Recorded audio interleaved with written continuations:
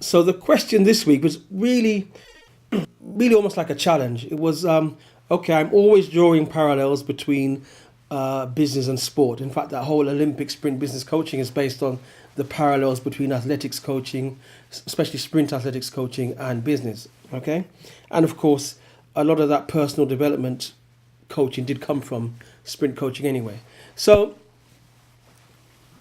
it's all about Leicester City. And if you know Leicester City, this week at the time of recording this, they've just fired their manager, Claudio Ranieri, the Italian, who led them the last season to a, an unprecedented, historic, unexpected win of the Premiership. And why it was remarkable, because the season before, they looked like they were, certainties for relegation at Christmas, but they managed to pull off a great revival and stay up. So what I want to do is actually draw parallels with Leicester City and Nico Rosberg winning the Formula One Championship, and then parallels with Leicester City and Chelsea Football Club. Okay, so if you love sport, you'll love this little short presentation. So, as I said, Leicester came from nowhere to win the championship. Now look at Nico Rosberg. He won the championship fair and square, beat Lewis Hamilton, held the lead until the last race, beat him fair and square, although some people say that Hamilton had technical problems and so on and so forth, which is all part of racing. It happens. So anyway, what I really want to draw your attention to is really what happened the season before. The season before, Hamilton won the championship, not at a canter, you wouldn't say, but he won the championship fair and square with about 4 races to go. Now, if you know these guys, these are sportsmen. They don't normally ease up. There may be, some lessening of intensity because he's won the championship. But what happened? The next 3 or 4 races, I think it's 4 races, Rosberg got his act together, drove superbly, and I think he won the last 4 races of the season. And everybody said, why couldn't you drive like that from the beginning of the season? Right? And so on and so forth. Okay, he did. But what happened? He got his act together, got his head together, got the psychology right, and started the season with the same form that he ended the previous season. That's the key to it. He started the season with the same form that he ended the season before. Okay, but as happens, Hamilton caught him up in the championship, and you expected that, as it happened before, he'd sort of sweep past him, as happens in a race sometimes. You're leading the race, and when Hamilton comes by, sweeps past, and that's it, no looking back.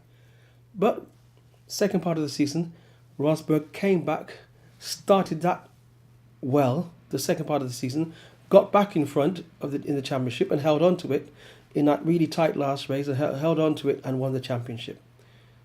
And then he retired. Okay.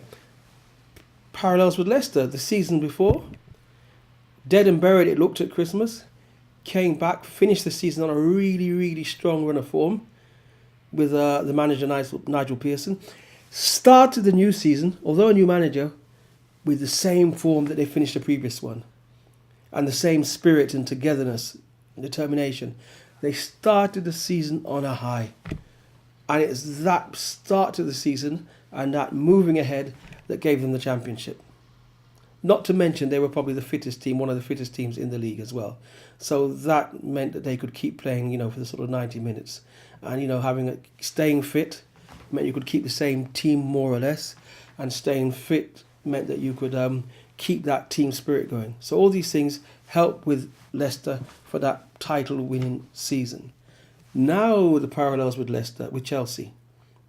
Chelsea won the Premiership the year before. And now you could say they won at a canter. When their manager at the time, Mourinho, was saying they weren't looking to win or challenge for the title that season, because he'd come back in again, remember, on a second stint as manager. He was looking for the following season. He was building the team. But you're building the team, and all your challenges, you're building a team, yet still no one challenges you. And you win the title pretty easily. Now, how can you then begin the season with that same intensity the following season? So what happened the following season? They had long holidays, the players. They were given longer holidays than normal because they'd done so well. They didn't have the same intensity because they wanted a canter, so there's no sort of challenge. You could almost assume they would win it again the next season, especially if they've got any new players in, good players in. So what happens is less intensity, not the same form they of the previous season. So what happens is they fall away, have a bad start, and they don't really recover from that. They can't challenge to that. So they're not a challenger to Leicester. Okay? And then for the second season in a row, other teams that should have been challenging didn't have their act together. The big players, Man United, Arsenal fell away, and then Tottenham fell away. So that's the parallels. So really, the lesson to learn there, the business lesson to learn, is to keep your form and to not ease up on the throttle in terms of if you have a good day, you don't have a good day in your shop today and then say, well, I'm going to take an extra few hours extra kip at home and come in late the next day. No, you follow a good day with a better day. You follow a good week with a better week. You follow the recruitment and getting some good leads and good customers. We're getting more good leads and more good customers. That's how you build a business, is that consistency. So building a business is based on consistently high performance. Not just a good day or a good week or a good year, but consistently operating at a high level. So I always talk about the league you're in. Wherever you are doing, if you're a corner shop, if you're a one-man band, whatever you're operating in, whatever league and level, you have to operate at a high level consistently, and then you have a business. So that's the lesson to be learned. You don't see the sort of Man Uniteds when they were dominating, or the Chelseas, these teams that were dominating. You don't see them ease up at 3-0 and think we've done enough to win this match. They keep pushing the pedal, they keep going. They send on new players to score, fresh players, and they keep pushing it. So they win 6, 7, 8-0, and they carry that on to the next game.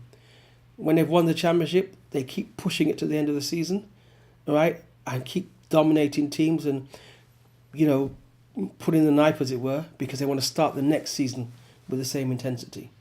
So that's the lesson, that when you have a good run, a good day, do not ease up. Do not ease up. Do not take your foot off the gas. Do not let bad habits come into play. Keep performing at a consistently high level, and you take that to the new project, the new business, the new day, the new week, the new customer. So that's the lesson for today, I think. And obviously we'll talk more about these things in the coming weeks, and there's obviously more in the when you hear about the book launch soon, which keep it under wraps for now. You'll hear more about these things as well. So take care until next time.